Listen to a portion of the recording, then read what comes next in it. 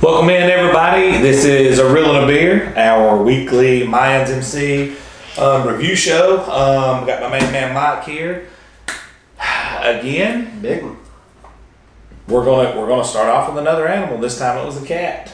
Your standard looking, everyday American kitty cat walking through the streets. Yep.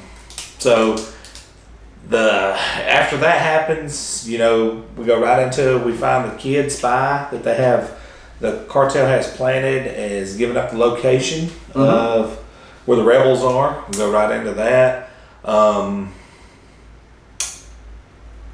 Here's the thing about that. Kind of gives you an idea if this cat's got anything to do with this kid. I mean, like, We keep thinking that.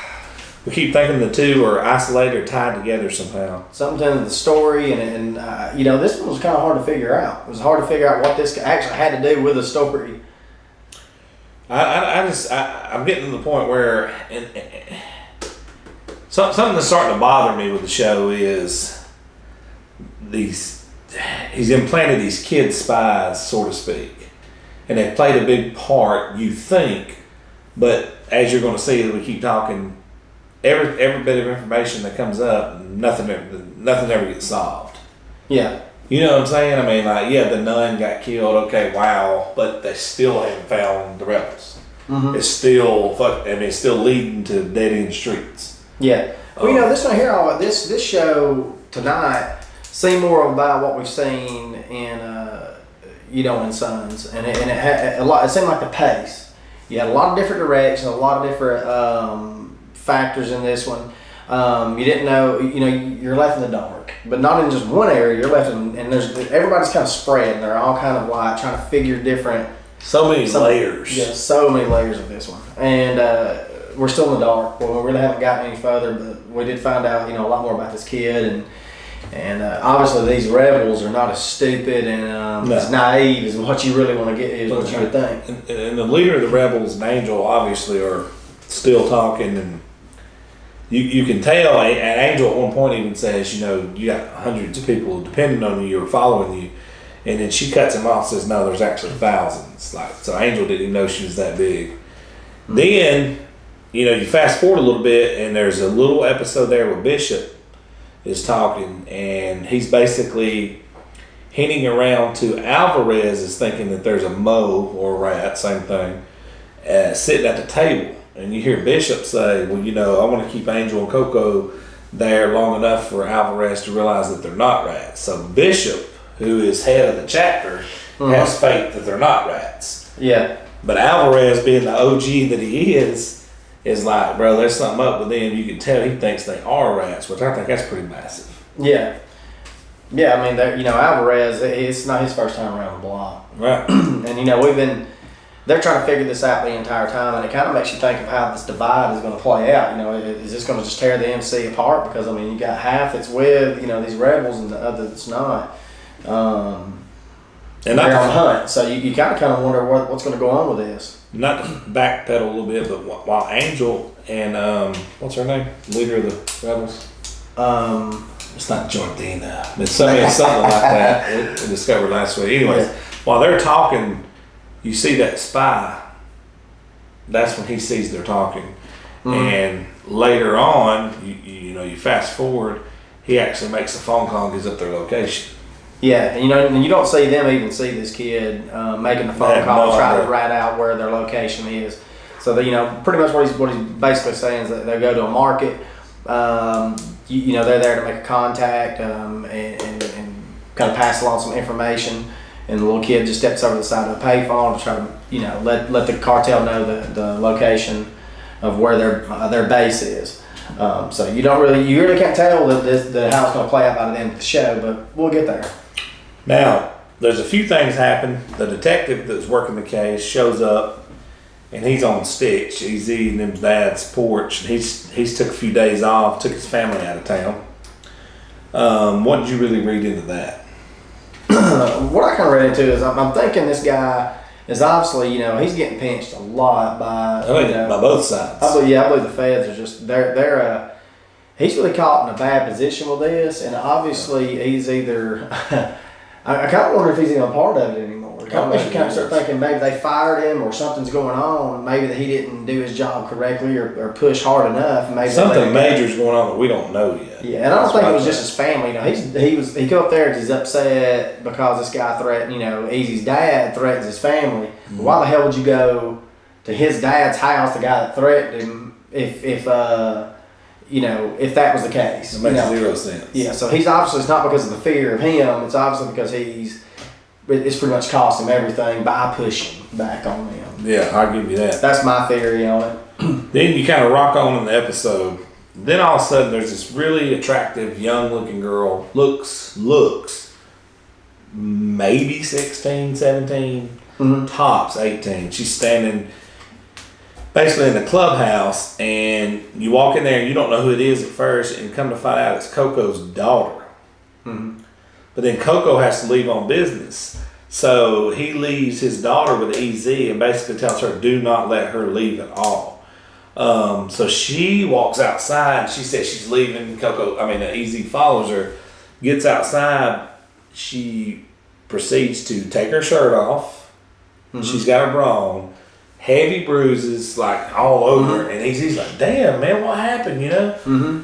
She pops the trunk like Yellow Wolf, and there's a dead dude in the trunk with a damn screwdriver stabbing his neck. And you see he slammed the shit out of him. He's like, fuck. You know, it's like, bro, here we go. You know, more bullshit heat. I mean, what do you think about that? Yeah. Oh, man, I was thinking, God, how's he going to get out? You know, it kind of brings you back and you start thinking, man, how are they going to get out of this one? And you know, where's this guy coming from? What does this have to kind of all play into this? And so, of course, real quickly, she lets you know that it's a guy, you know, she just kind of gets in the car with. And he tries to rape her, basically raped her, or tried to.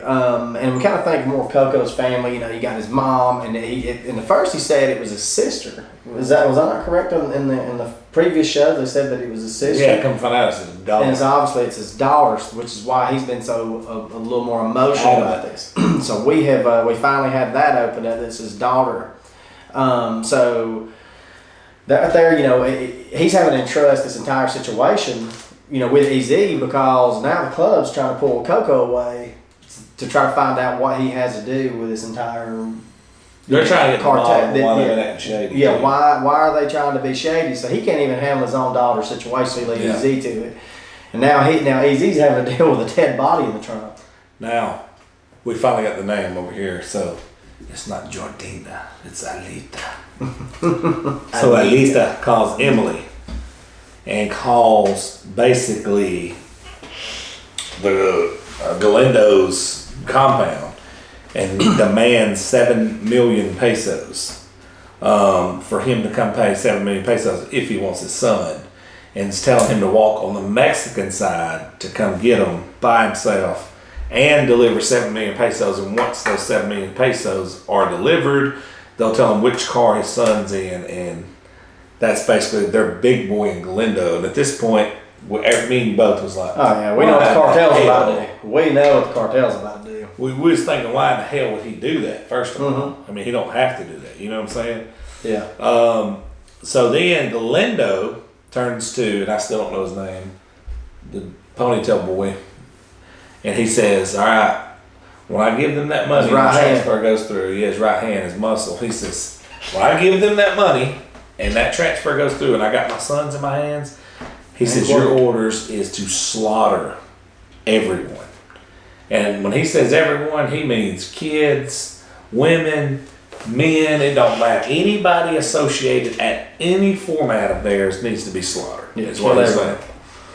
And I kind of respect that because that's Marta. That's how they're right. So no mercy. Yeah, I never, I never think that would be, And then what was the deal you thought with EZ? Right after that, it shows EZ goes to get in the 18-wheeler once they're trying to get rid of the body, correct? And then obviously this guy that she's killed, she gets in the car with him. He's obviously a truck driver, and she's pretty much a lot lizard. So I'm thinking that maybe she tried to get in the truck with him, and he tried to rape her.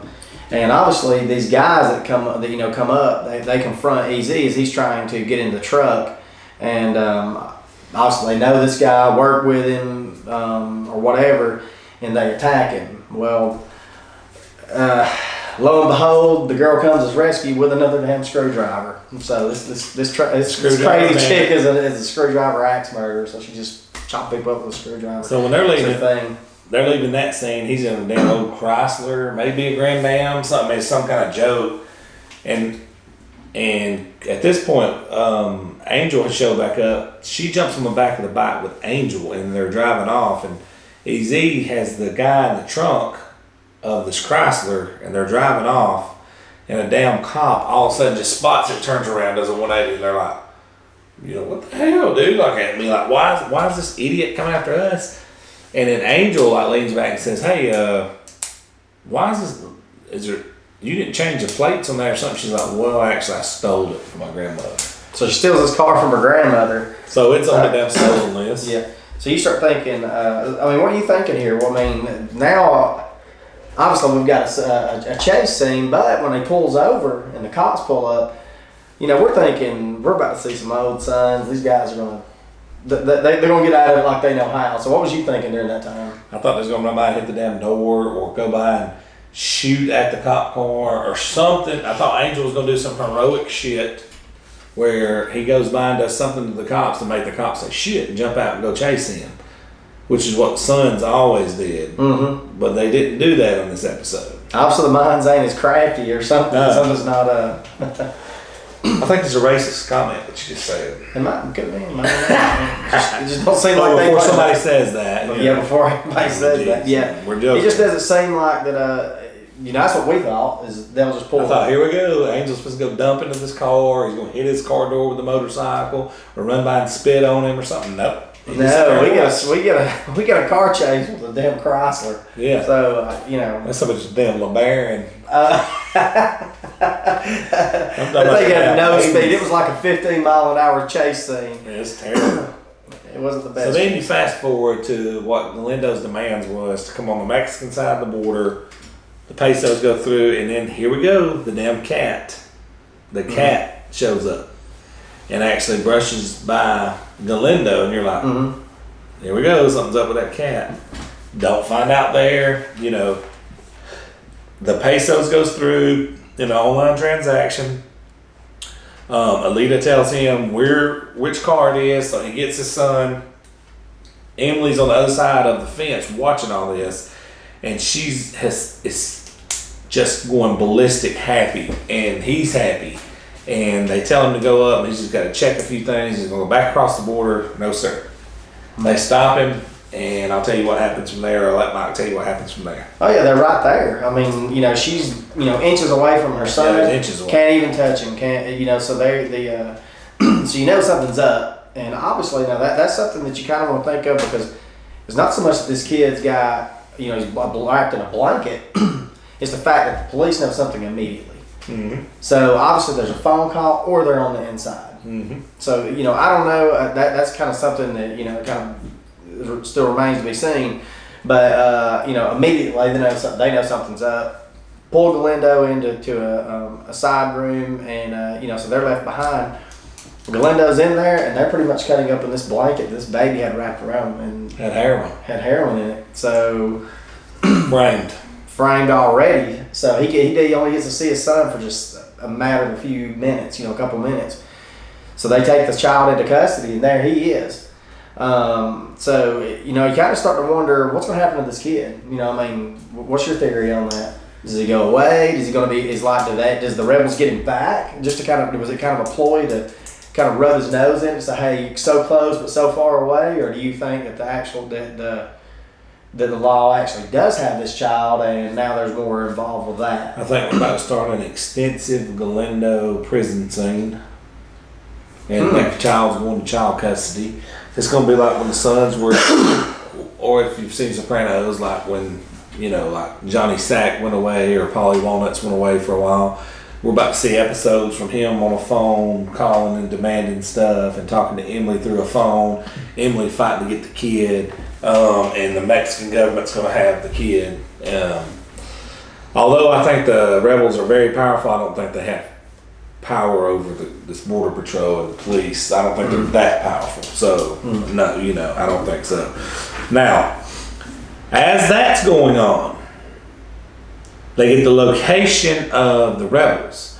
So his muscle ponytail boy shows up. They're rolling what? 8, 9? Well, maybe not in that many. They got a bunch of people. At least 7 deep of Suburbans, and they're running in guns blazing. They're about to kill everybody in there. Well, as across the street, you see Alita's on the roof with another kid, a female kid that's you think possibly is a spy, and then the actual spy.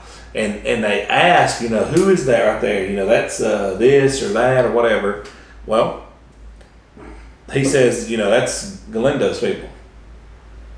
So you see the little girl. Yeah, she's like, hey, you know who that is. Yep. You know who that is. And of course, he's like, hey, of course the kid does know because he's the rat. Right, he's the rat, which proves he's the rat. So you're thinking, okay, well, we found a rat, but he's a kid. Don't matter. Little girl shoves him, dude, off the damn building, kills him deader than hell. Oh yeah, they told him they would have loved him too, so just prove the point that, hey, it doesn't matter what you've done, you still betrayed the cause. So the little girl had to do it, man. And I think that would probably, made it a little bit easier to take, is one child shoving another one off. I guess if you could make it any easier. If you've seen Alita do that, there'd be damn people protesting the show tomorrow and shit. But seeing the little kid do it to the little kid, I mean, it ain't. Yeah, because technically the little boy had lied to the little girl in the beginning. After basically they had knew all along, because Alita says, your father had only one. The man that died only had one son, and he was burned alive right next to him. So he didn't have another child, and this kid was playing the false son of the man murdered in the town square. So which they were on to it. Now how long they knew, we don't know, but possibly from the beginning they just needed this as and this is something that gives you an idea of how deep these rebels are, how organized they are, because they're not stupid, and I think they're playing chess while the cartel is obviously playing checkers. Yep, I agree. And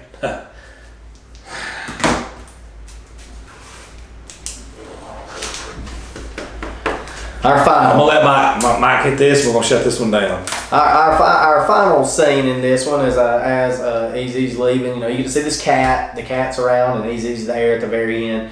Cat's rubbing on his leg, and we still haven't figured out what the hell this cat is. We don't know what the play is on this one, or what the animal means, which is like a lot of them. We're still trying to get what they mean, what the symbolism is. But as they leave, the cat goes. He's about to help lock up.